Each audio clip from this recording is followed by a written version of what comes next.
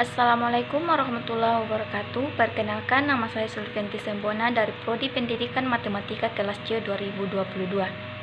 Saya di sini selaku moderator kelompok 3 Wawasan Sosial Budaya yang beranggotakan Ummu Kalsum, Putri Arfah, Hasdillah, dan Muhammad Ilham. Kami akan membahas makalah tentang individu dengan masyarakat.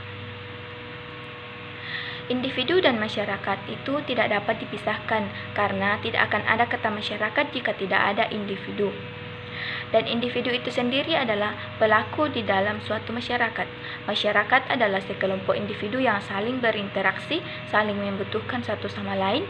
Tidak ada satupun individu yang dapat hidup tanpa individu lainnya. Walaupun seberapa banyak harta yang dimiliki oleh seorang individu, itu sama sekali tidak berharga jika tidak ada individu lain, atau dengan kata lain tidak ada interaksi sosial yang terjadi di antara individu atau masyarakat. Maka dari itu, jika kita ingin mengkaji tentang individu, maka kita tidak akan pernah bisa lepas dari masalah masyarakat itu sendiri, karena keduanya antara individu dan masyarakat saling berinteraksi satu sama lainnya. Manusia merupakan makhluk individu. Manusia itu disebut individu apabila pola tingkah lakunya bersifat spesifik dirinya dan bukan lagi mengikuti pola tingkah laku umum. Ini berarti bahwa individu adalah seorang manusia yang tidak hanya memiliki peran-peran yang khas di dalam lingkungan sosialnya, melainkan juga mempunyai kepribadian serta pola tingkah laku spesifik dirinya. Kepribadian suatu individu tidak serta-merta langsung terbentuk, akan tetapi dengan melalui pertumbuhan sedikit demi sedikit dan melalui proses panjang. Kemudian rumusan masalah yaitu apa pengertian manusia sebagai makhluk hidup, individu. Kemudian yang kedua, apa saja faktor yang mempengaruhi pertumbuhan manusia sebagai individu. Kemudian bagaimana naluri manusia selaku individu. Dan yang keempat yaitu bagaimana status dan peran individu dalam masyarakat. Kemudian di sini tujuannya yaitu untuk mengetahui apa pengertian manusia sebagai individu. Kemudian yang kedua, untuk mengetahui faktor apa saja yang mempengaruhi pertumbuhan manusia sebagai individu. Yang ketiga, untuk mengetahui naluri manusia selaku individu. Dan yang keempat yaitu memahami bagaimana status dan peran individu dalam masyarakat. Baik, kepada pemateri pertama saya persilahkan. Di sini saya akan menjelaskan mengenai pengertian manusia sebagai makhluk individu. Kata individu berasal dari kata Latin individuum, yang artinya tidak terbagi.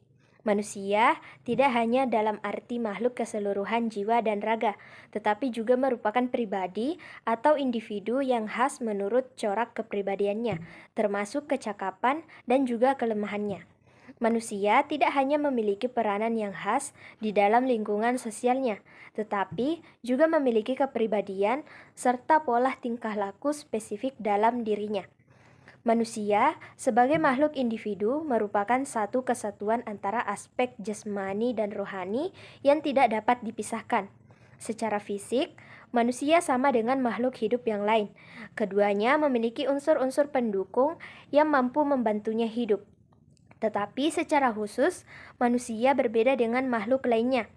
Maksudnya adalah manusia sebagai makhluk ciptaan Tuhan menjadi makhluk yang paling sempurna dengan akal yang dimilikinya. Penciptaan akal yang dimiliki manusia dapat membantunya menyebut atau mengkategorikan sesuatu dan membuat sebuah konsep sehingga memiliki kemampuan untuk berpikir. Dapat dikatakan bahwa fungsi akal manusia adalah untuk berpikir. Oke, Assalamualaikum warahmatullahi wabarakatuh. Saya Ummu Kalsum selaku pemateri. Nah, di sini saya akan memaparkan materi mengenai faktor yang mempengaruhi pertumbuhan manusia sebagai makhluk individu. Nah, berikut ini beberapa faktor yang mempengaruhi pertumbuhan makhluk hidup atau manusia sebagai makhluk hidup individu. Nah, pertama faktor nativistik atau pandangan nativistik. Para ahli berpendapat bahwa faktor pertumbuhan yang satu ini ditentukan oleh faktor-faktor yang dibawa individu sejak lahir, yakni pertumbuhan seseorang ditentukan oleh faktor individu itu sendiri, baik mirip orang tua, berbakat, dan berpotensi pada dirinya sendiri. Nah, faktor kedua yaitu faktor empiristik atau pandangan empiristik, yakni faktor ini sedikit berlawanan dengan nativistik. Faktor pertumbuhan seseorang individu dilatar belakangi oleh lingkungannya. Nah, yang ketiga yaitu faktor konvergensi atau pandangan konvergensi. Faktor pertumbuhan yang terakhir dapat dikatakan kolaborasi antar dua faktor di atas, yakni faktor pertumbuhan individu yang satu ini didorong oleh interaksi dasar dan lingkungan sekitar. Nah, di lain sisi, atau berdasarkan psikologi, tahap pertumbuhan individu dibagi menjadi 4, yaitu pertama, masa vital, usia 0 sampai 2 tahun. Kedua yaitu estetik, usia 2 sampai 7 tahun. Ketiga yaitu masa intelektual dari usia 7 sampai 14 tahun, dan terakhir masa sosialisasi antar 14 sampai 21 tahun. Nah, itu tadi faktor-faktor dan masa pertumbuhan individu. Oke, lebih dan kurangnya mohon dimaafkan. Saya serahkan kepada moderator atau pemateri lainnya. Sekian. Ya baik, selanjutnya, setiap individu mempunyai ciri khas yang berbeda dengan individu lainnya, seperti bentuk fisik, kecerdasan, bakat, keinginan, perasaan, dan memiliki tingkat pemahaman atau arti yang berbeda terhadap suatu objek. Jadi, individu adalah kondisi internal dari seorang manusia yang berfungsi sebagai subjek. Manusia selaku individu mempunyai 3 naluri, yaitu yang pertama, naluri mempertahankan kelangsungan hidup. Naluri mempertahankan kelangsungan hidup telah menimbulkan berbagai kebutuhan. Salah satu kebutuhan yang paling mendasar adalah kebutuhan fisiologis yang terdiri dari makan, minum, dan perlindungan. Semua kebutuhan tersebut dapat